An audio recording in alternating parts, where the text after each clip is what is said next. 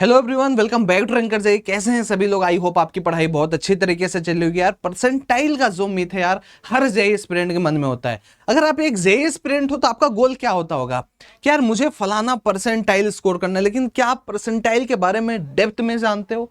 क्या होता है परसेंटाइल, कैसे परसेंटाइल को हम कैलकुलेट करते हैं, कितना परसेंटाइल मुझे जैन में टारगेट करना चाहिए, कितना परसेंटाइल मुझे अप्रैल में टारगेट करना चाहिए ताकि मुझे एक अच्छा कॉलेज मिल जाए, या फिर कितने मार्क्स को मैं टारगेट करूं कि मेरा इतना एक्स परसेंटाइल बन जाए। तो ध्यान से समझने की कोशिश करते हैं।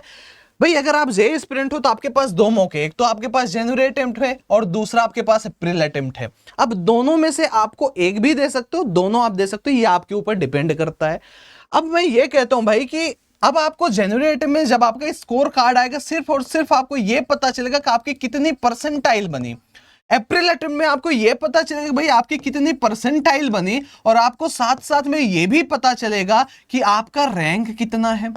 तो अब ये सवाल उठता है कि कितना मार्क्स मैं टारगेट करूं कि कितना परसेंटाइल स्कोर बन जाए। ये हम नेक्स्ट स्लाइड में डिस्कस करेंगे, लेकिन उससे पहले जानने की कोशिश करते हैं परसेंटाइल होता क्या है।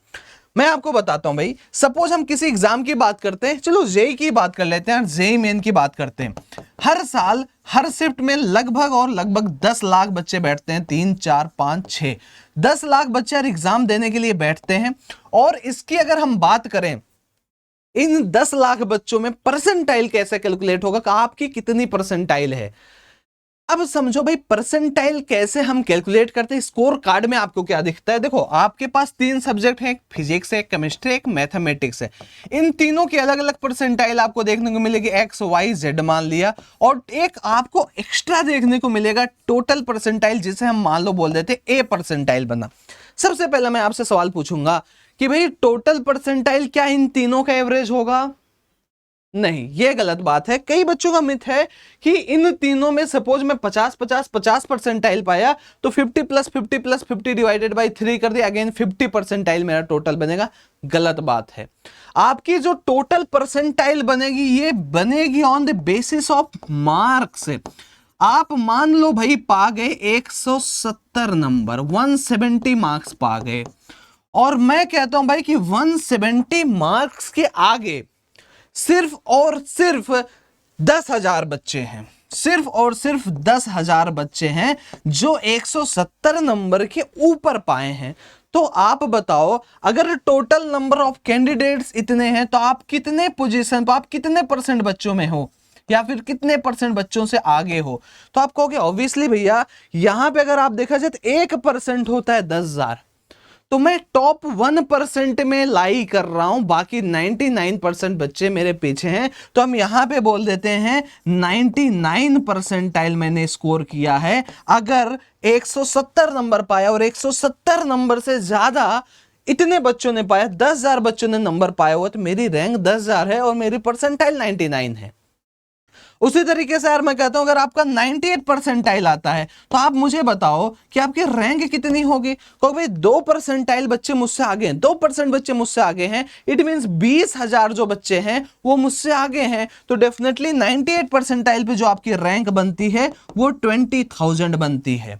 और एक जनरल कैंडिडेट को यार अगर सीट पानी है, और आपको यह भी अच्छे तरीके से पता होगा, एनआईटी, जीएफटी और ट्रिपल आईटी की बात कर लें तो मैक्स टू मैक्स आपके पास 39,000 सीट्स अवेलेबल होते हैं, जिसमें कि कुछ रिजर्वेशन भी होते हैं, जैसे 27% OBC, 15% SC, 10% ST and 10% EWS. तो ये मैं एक रफ आइडिया रहा हूं, एग्जैक्ट हो भी सकता है, नहीं भी हो सकता। तो इतने सीट्स रिजर्व हैं, और उसके बावजूद भी आप 39 के सीट्स में अगर आप 45 के रैंक तक भी स्कोर करते हैं, जनरल कैटेगरी की बात कर रहा हूं, तो आपको एक खराब एनआईटी कॉलेज, आपको एक खराब ब्रांच के साथ मिल सकता है। रीजन कैसा है यहां पे? रीजन क्या? क्योंकि यार कुछ बच्चे, लगभग 18 से 20,000 बच्चे आईआईटी या फिर अदर जगह पे चले जाते हैं अपने एडमिशन के लिए, तो थोड़ी सी सीटें पीछे आती हैं, जिसकी वजह से आपको इस रैंक पे भी कॉलेज मिल जाता है। तो चलिए वो अलग की बात है। अभी हम यहां पे बात करते हैं भाई कि परसेंटाइल का मतलब समझ में आ गया। अब ये समझेंगे टोटल परसेंटाइल, तो पता चल गई भाई कि टोटल मार्क्स के बेसिस पे ही बनेगा। आप चाहे मैथ में भैया 0 नंबर पा जाओ, इसमें तुम 100 पा गए बेटा, इसमें भी तुम 100 पा गए, तो अब ये डिसाइड होगा कि 200 नंबर से कितने बच्चे ज्यादा हैं। तो आप देखोगे 200 नंबर से बहुत कम ही बच्चे ज्यादा हैं। ज्यादा से ज्यादा 5000 बच्चे होंगे जो 200 से अब पाए होंगे, तो डेफिनेटली आप 5000 99.5 समथिंग आपका परसेंटाइल बन जाता है।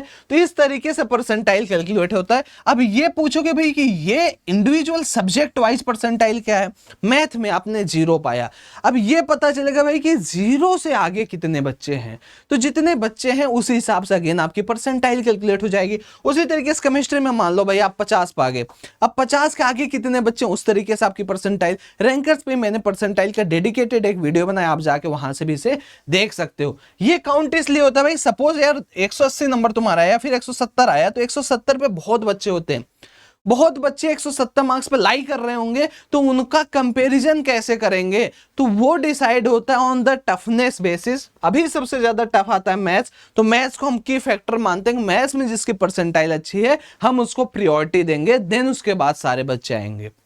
तो ये सिलसिला है भाई परसेंटाइल का।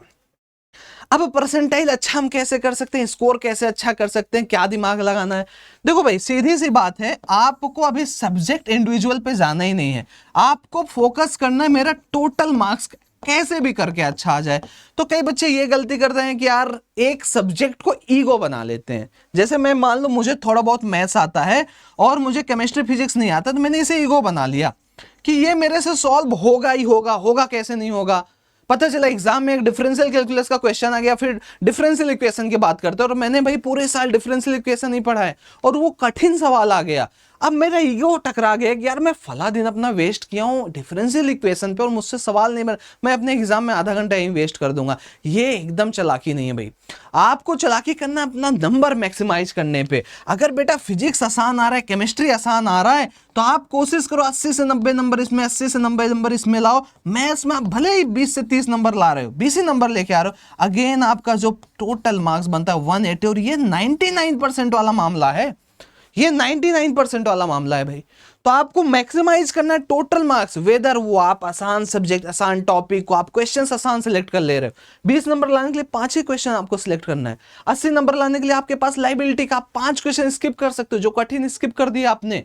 तो इस तरीके से जब आप चीजों को मैनेज करते हो, मैक्सिमम मार्क्स लाने की कोशिश करते हो, देन डेफिनेटली आप एक अच्छा स्कोर कर पाते हो। पता चला स्कोर ही नहीं अच्छा, आप मैथ में कितना भी अच्छा कर लो, 99 परसेंटाइल ला लो, और सब में 50-50 परसेंटाइल, 99 परसेंटाइल मैथ्स में अगर आप 10 क्वेश्चन भी सही करते हो तो भी बन जाता है, तो 40 नंबर ही तो हुआ, और बच्चे आपसे आगे निकल जाएंगे। तो आपको तीनों चीजों में बराबर फोकस करना, और जो अभी आसान आ रहा है फिजिक्स केमिस्ट्री ने तो छोड़ना ही नहीं है, इन्हें तो इतना कर जाओ कि भाई आपके इतने मार्क्स आसानी से आ जाएं।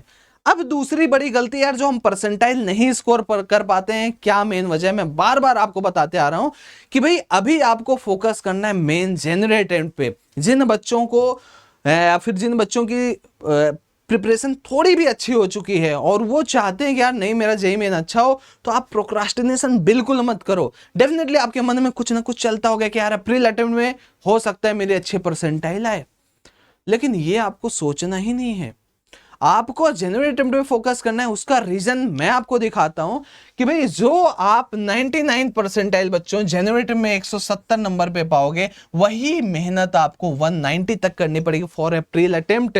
98 परसेंटाइल आप 150 नंबर पे पाओगे और वही 170 नंबर लाना पड़ेगा अप्रैल, मतलब मोटा मोटा देख के चलो 15-20 नंबर का डिफरेंस है। आपको 95 परसेंटाइल लाना है, 110 नंबर लाना, उसमें 130 नंबर लाना पड़ेगा। अच्छा आप फटाफट मेरे ज्ञान का भाई इस्तेमाल बताओ, 95 परसेंटाइल आपका रैंक कितना है, जनरल रैंक अगर 10 लाख बच्चों ने एग्जाम दिया है, कहोगे 5% बच्चे आगे हैं, तो कितना हो जाएगा भाई, कहोगे ये 5% हम फटाफट निकालेंगे, 50,000 बच्चे हमसे आगे हैं, तो आपकी रैंक 50,000। तो क्या 50,000 रैंक पे कोई कॉलेज मिलेगा? नहीं। क्या 40,000 रैंक पे कोई कॉलेज मिलेगा? कहोगे जनरल कैटेगरी में पॉसिबिलिटी थोड़ी बहुत है। क्या 30,000 पे मिलेगा? हाँ मिल सकता है। तो आप यहां तक एक सेफ मान के चल सकते हो कि आप यहां पे सेफ हो, and this is your bare minimum. और इसके लिए आपको कितना टारगेट करना है? 130 से 150, कि भैया खराब एनआईटी में खराब कॉलेज अगर मिले, खराब ब्रांच भी मिल जाए तो भी उसके लिए आप लाइबल हो। Then you have to focus this on this attempt and this on this attempt. तो परसेंटाइल की मिस्ट्री क्लियर है। आपको मैक्सिमाइज करने हैं नंबर्स, ना कि सब्जेक्ट वाइज आपको देखना है, क्योंकि टोटल एवरेज नहीं होगा, टोटल मार्क्स के बेसिस पे टोटल परसेंटाइल बनेगा। इंडिविजुअल परसेंटाइल्स का सिर्फ और सिर्फ जहां टाई होता है वहां पे मतलब होता है। अब एक बार सभी बच्चे कमेंट में बताएंगे कि आपका जनवरी अटेम्प्ट में कितना टारगेट है और अप्रैल अटेम्प्ट में कितना टारगेट है, एक बार कमेंट में जरूर बताएंगे। और ये भी आपको बताना है भाई कि आप अभी तक कितना परसेंट सिलेबस खत्म कर चुके हो, क्योंकि यहीं से बच्चे हार जा रहे हैं। मैक्सिमम बच्चों का भी सिलेबस ही नहीं पूरा हो पा रहा होगा, अभी 30 to 20% सिलेबस पे लटके हुए हैं। नहीं, आपको दिसंबर तक पूरा का पूरा सिलेबस कर लेना है, ताकि पूरे जनवरी आप प्रैक्टिस करो। Again thank you very much for joining this session. और अगर वीडियो अच्छी लगी तो लाइक शेयर एंड सब्सक्राइब जरूर करना।